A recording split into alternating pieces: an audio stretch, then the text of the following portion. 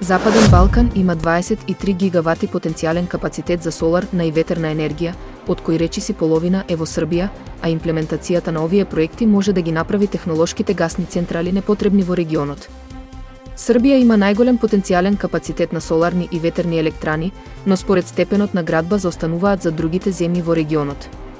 Транзицијата на чиста енергија може да спречи доживотни емисии од 103 милиони тони јаглерод диоксид, што е еквивалентно на 87% од емисиите на CO2 во регионот во 2022 година и да заштеди повеќе од 9 милиарди евра во трошоците за енергија.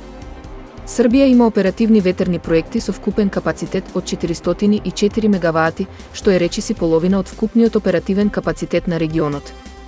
Сепак, по отворањето на ветерниот парк Чибук во 2019 година, се додава во извештајот, развојот на енергијата на ветерот е забавен.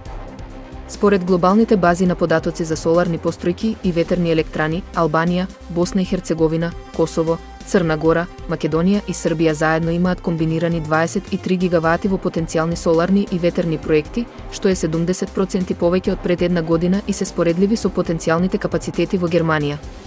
Исто така се посочува дека Европската Унија и САД треба да промовираат сончева енергија и ветер, наместо гас, како енергетска безбедносна мерка, за да му помогнат на Западен Балкан да го достигне својот целосен потенцијал во областа на чиста енергија.